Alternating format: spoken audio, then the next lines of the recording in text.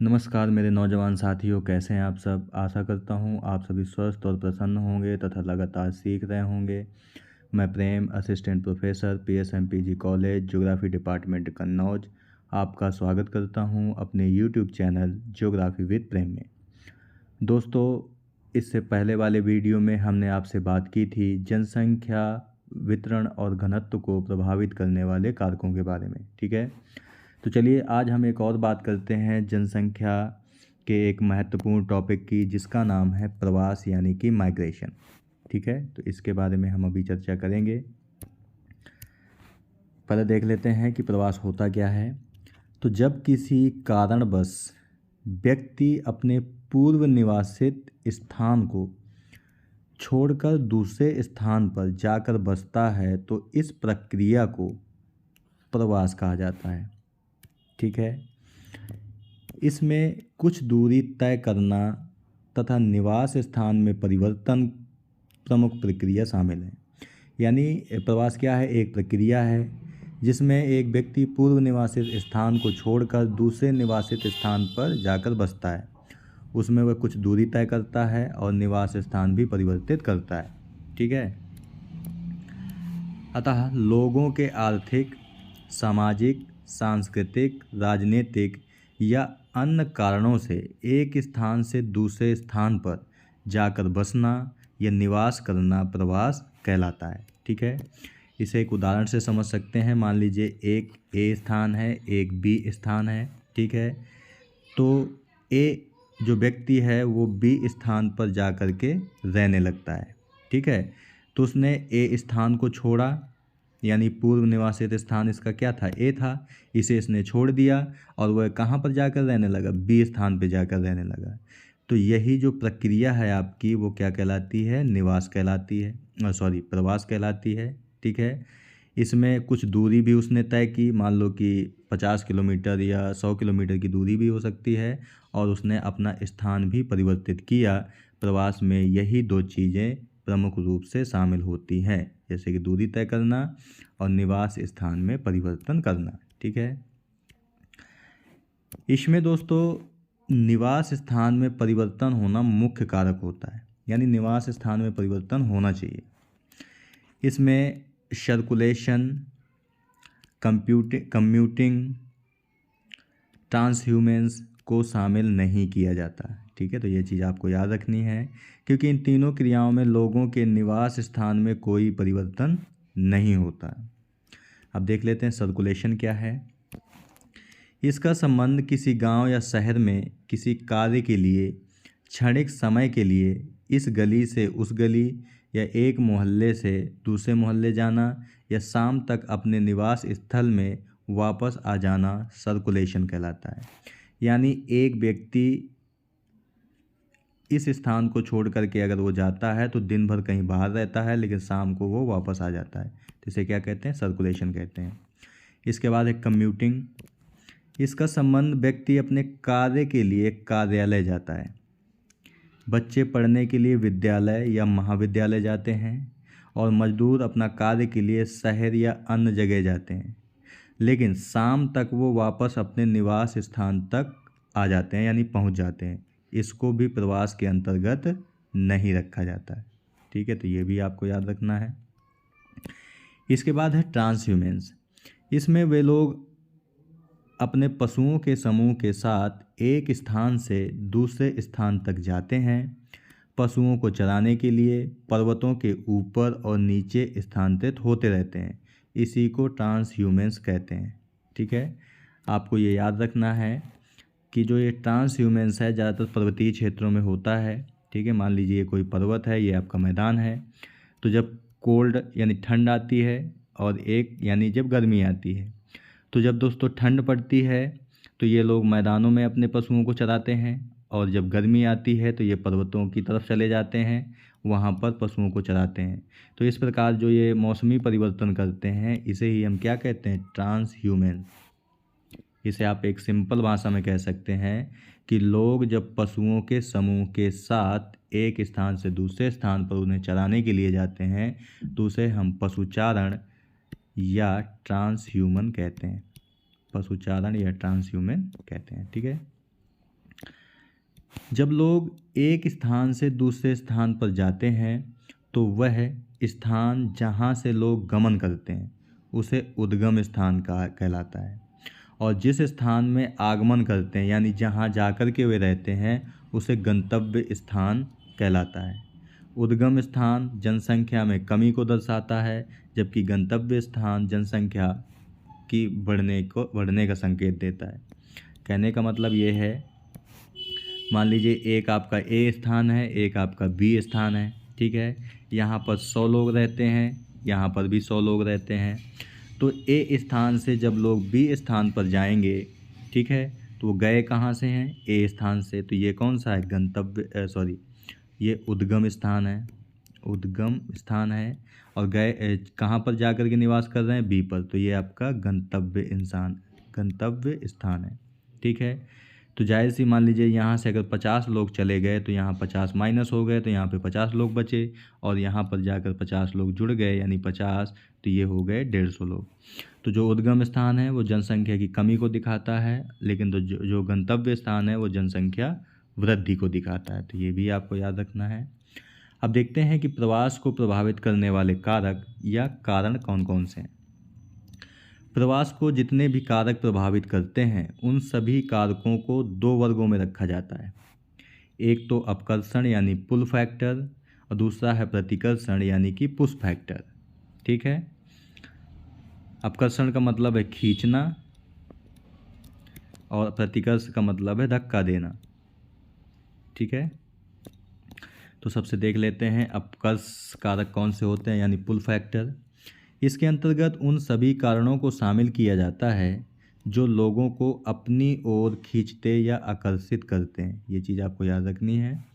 अपकर्ष कारक में वे सभी कारक आ जाते हैं जो जनसंख्या को या लोगों को अपनी ओर खींचते हैं या आकर्षित करते हैं।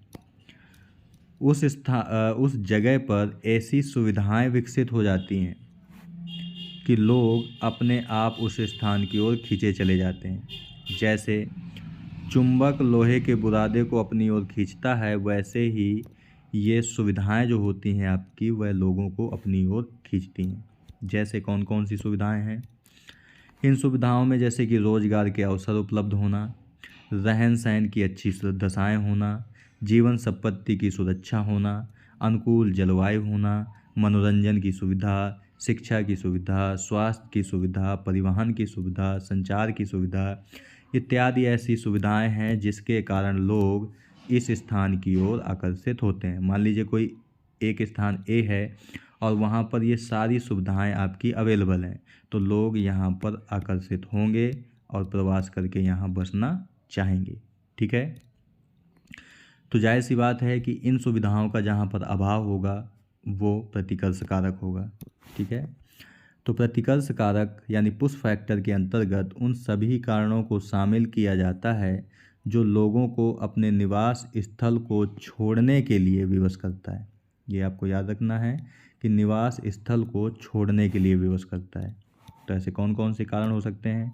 जैसे बेरोजगारी की समस्या हो सकती है, शिक्षा का अभाव हो सकता है, स्वास्थ्य संबंधी सुविधाओं का अभाव, महामारी पड़ना, रहन सहन का निम्न स्तर हो सकता है, प्रतिकूल जलवायु हो सकती है, जीवन और संपत्ति के सुरक्षा का अभाव हो सकता है, परिवहन और संचार की सुविधाओं का अभाव हो सकता है, क्षेत्र में सालों साल युद्ध का प्रभाव भी हो सकता है। तो ये सभी आपके ऐसे कारण हैं जो जनसंख्या को अपने मूल स्थान को छोड़ने के लिए विवश कर देते हैं, ठीक है। और इसके अलावा प्रवास को प्रभावित करने वाले कारकों को हम निम्न भागों में बांटकर भी समझ सकते हैं। जैसे आपका है प्राकृतिक कारक, इसके अंतर्गत अनुकूल जलवायु, ठीक है। अनुकूल जलवायु का मतलब है दोस्तों कि जो इंसान होता है ना तो अधिक उष्ण जलवायु में रहता है ना अत्यधिक शीत जलवायु में रहता है, ठीक है। तो लोग रहते किस जलवायु में हैं? तो वो समशीतोष्ण जलवायु और मानसूनी जलवायु में रहना पसंद करते हैं, ठीक है। क्योंकि उष्ण जलवायु में आपका दोस्तों टेम्परेचर बहुत ज़्यादा होता है और शीत जलवायु में टेम्परेचर बहुत कम होता है, लेकिन समशीतोष्ण जलवायु में टेम्परेचर ना तो बहुत ज़्यादा होता है ना तो बहुत कम होता है। वैसे ही मानसूनी जलवायु में एक निश्चित समय तक टेम्परेचर अधिक रहता है, लेकिन एक निश्चित समय तक टेम्परेचर कम भी रहता है। तो लोग इन दो स्थानों पर अधिक रहना पसंद करते हैं। वहीं जल की उपलब्धता से मतलब है दोस्तों कि इंसान को जीवित रहने के लिए जल की आवश्यकता होती है, क्योंकि पीने के लिए, नहाने के लिए, खाना बनाने के लिए, कृषि कार्य के लिए, उद्योग के लिए, पशुओं के लिए, सभी प्रकार के कार्यों के लिए लगभग जल की आवश्यकता होती है। तो अतः जहाँ पे जल उपलब्ध होता है लोग भी वहाँ पर अधिक रहना पसंद करते हैं। ठीक है, इसीलिए आप देखते हैं कि विश्व के जितने भी नगर या महानगर हैं आपके, वो नदियों के किनारे मिलते हैं या किसी बड़ी झील के किनारे मिलते हैं। ठीक है, उसका कारण यही है आपका। इसके अलावा दोस्तों उपजाऊ मृदा का संबंध दोस्तों कृषि कार्य से है। लोग पैदा होने के साथ ही उन्हें भूख लगती है। ठीक है, और लोगों की जो पेट की जो भूख है वह शांत होती है खाद्यान्न के माध्यम से। और जो दोस्तों खाद्यान्न है वो कहीं ना कहीं डायरेक्ट या इनडायरेक्ट आपको कृषि से ही प्राप्त होता है। और कृषि करने के लिए आपको कैसी मृदा चाहिए? उपजाऊ मृदा चाहिए। तो जाहिर सी बात है कि जहाँ पर उपजाऊ मृदा पाई जाती है वहाँ पर लोग प्रवास करके अधिक पहुँचते हैं। ठीक है, इसलिए विश्व के जितने भी उपजाऊ मैदान हैं, चाहे सिंधु गंगा का मैदान हो या मिसिसिपी का मैदान हो या नील नदी का मैदान हो, कोई भी मैदान हो, जनसंख्या सबसे ज़्यादा यहीं पर रहती है। तो ये भी आपको याद रखना है। इसके बाद है धरातल की बनावट। दोस्तों धरातल की बनावट कहने का मतलब है कि ये पर्वतीय क्षेत्र है या पठारी क्षेत्र है या मैदान क्षेत्र है। ठीक है, तो जनसंख्या जो सबसे ज़्यादा रहना चाहती है वो रहना चाहती है मैदानी क्षेत्रों में। क्यों? क्योंकि मैदानी क्षेत्रों में दोस्तों जो धरातल होता है वो समतल होता है। यहाँ यातायात की सुविधा उपलब्ध हो जाती है, यहाँ उपजाऊ भूमि भी उपलब्ध हो जाती है। ठीक है, यहाँ जल भी उपलब्ध हो जाता है आपको। तो ये सारी सुविधाएं लोगों को अपनी ओर आकर्षित करती हैं। ठीक है, तो जाहिर सी बात है कि लोग मैदानों में ज़्यादा रहते हैं।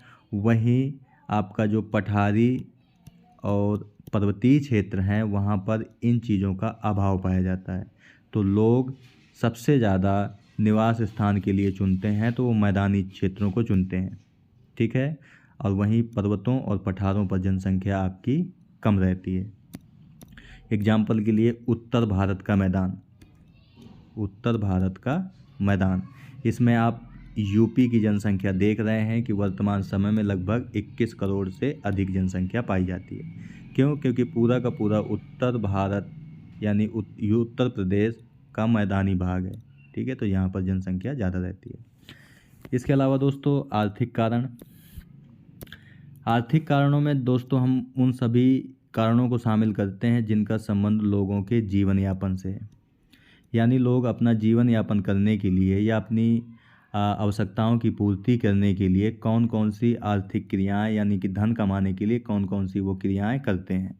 ठीक है, तो आपको पता है कि जो आर्थिक क्रियाएं होती हैं दोस्तों 5 प्रकार की होती हैं: प्राथमिक, द्वितीयक, तृतीयक, चतुर्थक और पंचम।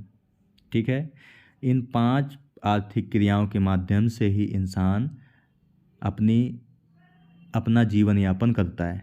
ठीक है, तो सबसे पहले खनिजों की उपलब्धता, जहाँ पर दोस्तों मान लीजिए कि यहाँ पर कोयला बहुत अधिक पाया जाता है। ठीक है, तो कोयले को निकालने के लिए लोगों की भी बहुत ज़्यादा ज़रूरत होगी।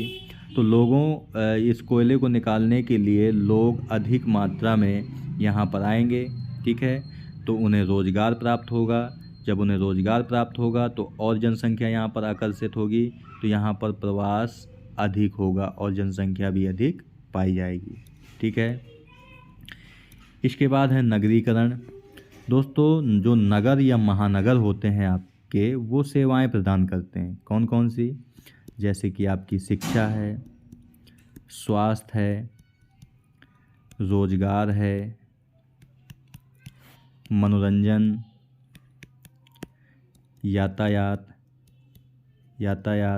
संचार आदि की सेवाएं आपको उपलब्ध कराते हैं। ठीक है, तो इन्हीं सुविधाओं के कारण लोग नगरों की तरफ अधिक आकर्षित होते हैं और लोग नगरों में अधिक रहना पसंद करते हैं। ठीक है। इसके बाद है औद्योगिकरण।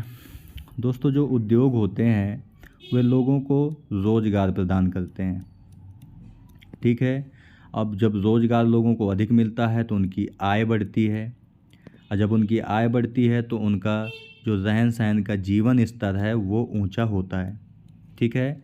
तो जाहिर सी बात है कि उद्योगों के आसपास रोज़गार की तलाश में लोग अधिक मात्रा में जाते हैं, जिससे यहाँ पर प्रवास करके लोग अधिक निवासित होते हैं।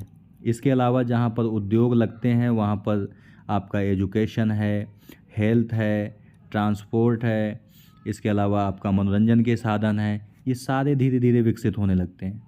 और जब सारे धीरे धीरे विकसित होने लगते हैं तो इन्हीं सुविधाओं को प्राप्त करने के लिए लोग यहाँ पर अधिक मात्रा में आकर्षित होते हैं। क्यों? क्योंकि उद्योगों में तो उन्हें रोज़गार प्राप्त हो जाता है। ठीक है। इससे उन्हें आय प्राप्त होती है, तो इस आय का इस्तेमाल जो वो करते हैं वो एजुकेशन, हेल्थ, ट्रांसपोर्ट और मनोरंजन, संचार आदि के लिए करते हैं। ठीक है। तो इससे यहाँ पर जनसंख्या का संकेंद्रण अधिक पाया जाता है और लोग अधिक मात्रा में प्रवास करके यहाँ पर पहुँचते हैं। इसके बाद है आर्थिक क्रियाओं का संकेंद्रण। दोस्तों, आर्थिक क्रियाओं का संकेंद्रण कहने का मतलब है कि प्राथमिक, द्वितीयक, तृतीयक, चतुर्थक और पंचम आर्थिक क्रियाएं, ठीक है, इन क्रियाओं का संकेंद्रण मान लीजिए कि ए स्थान पर है। मान लीजिए ये सभी जो आर्थिक क्रियाएं हैं वो ए स्थान पर की जाती हैं। तो जब ए स्थान पर ये सारी आर्थिक क्रियाएं की जाएंगी तो लोगों को रोज़गार भी बड़े पैमाने पर उपलब्ध होगा। ठीक है। और जब लोगों को रोज़गार बड़े पैमाने पर उपलब्ध होगा तो यहाँ पर लोग दूसरे क्षेत्रों से आकर के निवास करेंगे, यानी कि प्रवास करके यहाँ पर आकर के रहेंगे। ठीक है। तो जहाँ पर आर्थिक क्रियाओं का संकेंद्रण ज़्यादा होता है वहाँ पर भी लोग प्रवास करके अधिक मात्रा में पहुँचते हैं। इसके अलावा दोस्तों सामाजिक कारक है। सामाजिक कारक के अंतर्गत जैसे कि शिक्षा।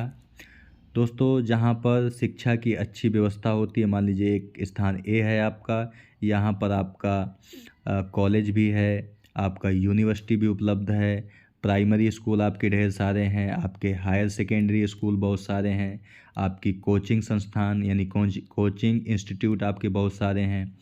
तो इन सुविधाओं को प्राप्त करने के लिए लोग आकर्षित होते हैं यहाँ पर। ठीक है। और अपना निवास स्थान बनाते हैं। जैसे कि कुछ शिक्षा के केंद्र हैं, जैसे कि इलाहाबाद, आपका पटना, मुखर्जी नगर यानी कि दिल्ली। ठीक है। ये ऐसे ही आपके एजुकेशन के हब हैं, तो यहाँ पर जनसंख्या बहुत ज़्यादा रहती है। इसके अलावा दोस्तों स्वास्थ्य की सुविधा। जिन स्थानों पर स्वास्थ्य की सुविधाएं होती हैं, यानी कि बहुत सारे आपके डॉक्टर रहते हैं, अब बहुत सारे आपके हॉस्पिटल हैं, बहुत सारे आपके क्लिनिक हैं, ठीक है, मेडिकल स्टोर बहुत सारे हैं। तो जिन लोगों को स्वास्थ्य से संबंधित प्रॉब्लम होती है ये लोग यहाँ पर जाते हैं। ठीक है। यानी कि यहाँ पर प्रवास करके जाते हैं और यहाँ पर अपना आवास बनाते हैं, तो यहाँ पर भी आपका अधिक मात्रा में प्रवास होता है। इसके अलावा दोस्तों यातायात के साधन। जिन स्थानों पर यातायात के तेज और सुरक्षित साधन उपलब्ध होते हैं वहाँ पर भी जनसंख्या का प्रवास अधिक मात्रा में होता है। ठीक है।